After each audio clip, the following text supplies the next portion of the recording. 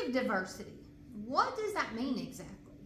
I can tell you in the land of Ardithia what it means for me is the variety of directions that I want to move towards using my creativity. I'm a painter. If y'all followed me for any length of time, you know I am a contemporary art painter. And I love it. I will always love it. But I'm also a writer. I've just published my first debut novel, a children's book called Penwondertive. And you might have noticed too that there's been a shift in my content in the direction of Ardithian fashion is what I call it. There's a reason for that. In my book Penwondertive, there's a couple of character sets that are focused on textiles. I have an emphasis on the arts and creative diversity in my story.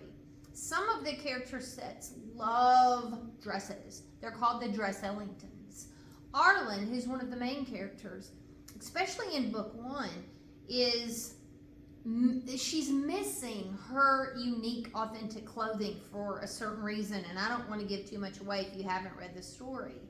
But conversations about clothing and what characters wear are super important to the narrative of my entire series. Moving through the world creatively is a choice that I make. And in my own personal life, dressing like Arlen would be inspired is something that lately I'm just enjoying.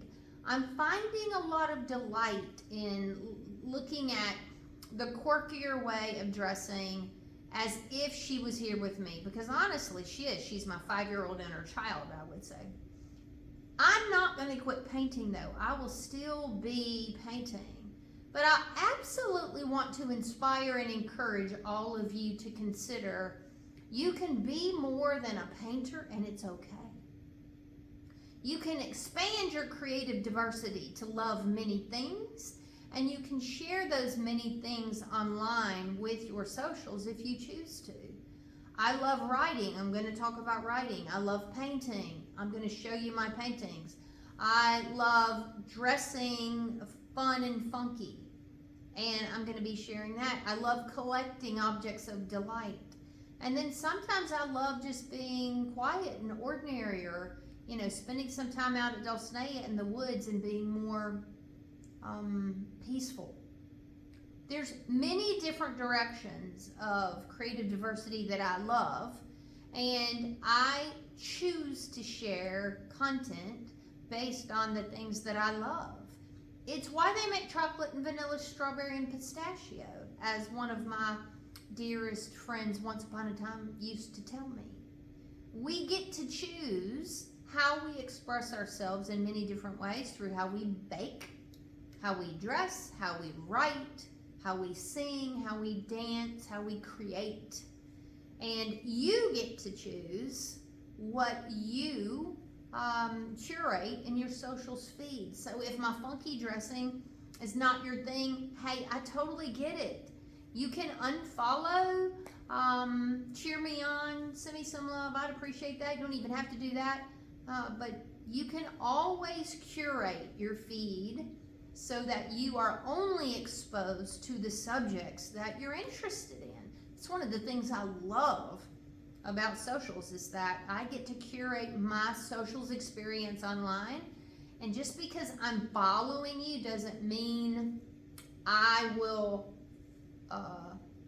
ingest your content every single day. So I'm just throwing it out there.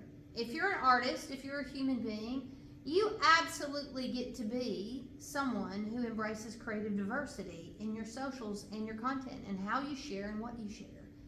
And I think it's super important that we have the freedom to do that, even if it's a divergence based on what we've been doing in the past. I love painting, and I'm going to continue to share my contemporary art painting practice and process with you. But now I have expanded it into this whole new world called the Land of Ardithian, and I am so excited to share that part of my creative love with you all. So for those of you who get my weird, I appreciate that. And for those of you who don't, and it's totally okay if you don't, I send you the biggest buckets of love ever, and I do hope that you find your channel, your niche, your people out in this creative, crazy world that we share together.